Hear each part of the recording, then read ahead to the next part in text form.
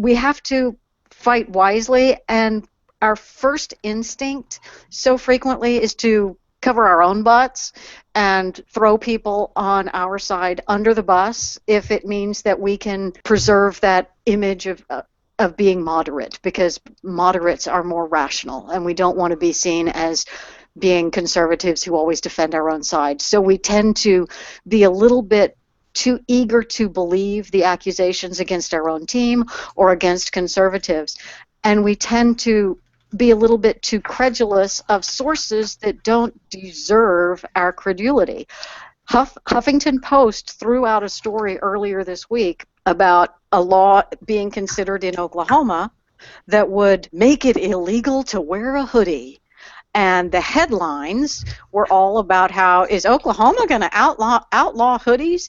And it went crazy. And people on our side, and I'm not talking about crazy people on our side getting all angry about how Oklahoma is insane. I'm talking about generally rational people, or our respected sources, agreeing with this story and talking about immediately throwing Oklahoma under the bus as a conservative state passing a crazy law making it illegal to wear a hoodie because, oh my gosh, Oklahoma is crazy conservatives and probably also racist.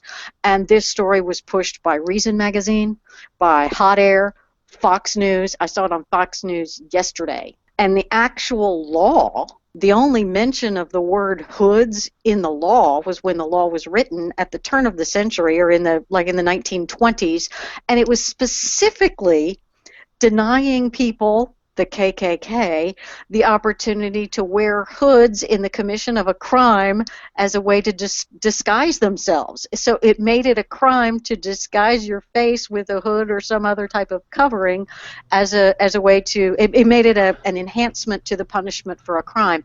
And the change that the Oklahoma lawmaker was putting into the law was something just to clarify that, not only is it a hood, but any type of clothing device that you have, a mask or any kind of other covering that disguises your face in the commission of a crime, makes it like a super crime. That's all it was. It was not, oh my gosh, this is a response to Trayvon Martin and we're going to make hoodies illegal. That's not even close to what it was. And in fact, the mention of the word hood was because of the KKK.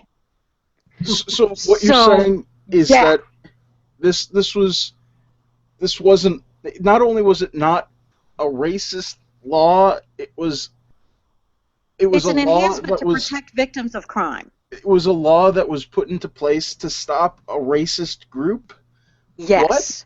And they're enhancing it now to protect victims of crime. But, shocker of shockers, the leftist media, caged animals back against the wall, getting vicious, they twisted it and they put a purposefully deceptive headline on it. And what's very disappointing is that our side ran with it. And it wasn't until I saw today Larry O'Connor calling BS on the whole story. Fortunately, my share of Larry's story calling BS on it got reshared almost as much in my circles of people as the original story. So this thing may get debunked fairly quickly, but this is an example of the kind of thing we are far too quick to believe the shocking, horrible things about our own side. And we need to take a page out of the Democrats' playbook. Yes, Democrats are, bad, horrible, and evil, right? Yeah. But they have some tactics that are effective. And so we need to adapt some of their effective tactics to our own side in pursuit or in to help us achieve our goals, which our goals are good and noble because we're right. But their tactic of always defending their own guy until they're forced to cut him loose, we tend to cut our guy loose first and then we'll follow up later and defend him. We need to take a little bit of lesson from the Democrats, and our first reaction needs to be to defend our own people, and to defend our own state, to defend ourselves, and to support our team. And then if we have to, cut that guy loose from the team. But he's on our team. And when there's an accusation against our team, we need to defend our team. Or and at get the a little bit very better least, about that. Or at the very, very least, like, maybe possibly read the legislation? Maybe? Yeah, it's crazy talk. Crazy! I didn't even read the articles. I know reading is very, very tough. It's difficult. Sorry, Andy, what were you saying? Reading is fundamental. That's what LeVar said. I was raised in the public education system, which has freed us from reading legislation going forward, just so you know. But, I agree with that, Leslie. The only thing is that because I think we need to have our first instinct be to defend one another and not, and because the Democrats do it and we can't put ourselves at such a ridiculous disadvantage. But we have to keep in mind they own the big three, the media, academia, and entertainment. So it's not going to pay off as well for us to do it as it does for them. When they do it, they have absolute cover. When we do it, we have no cover. And I'm not saying, therefore, we shouldn't defend people. I'm saying we should. Okay. But I think we have to be much more careful. What do you think? Sure, but what do we gain if we by under the bus? Do we gain their friendship and their loyalty and their belief that we're reasonable people? We have nothing to gain by throwing our people under the bus. My hope is that I can move up the ladder by doing so. Now, if I take more of them down, I've got a real future this way.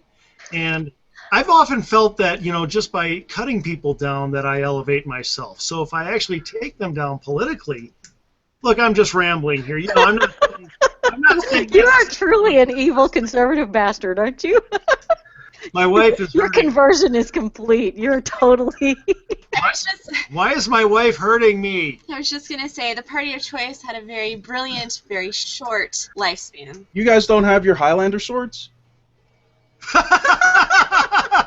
I gain power every time. Every time, yeah. It's great. There can be only one. There can be only one.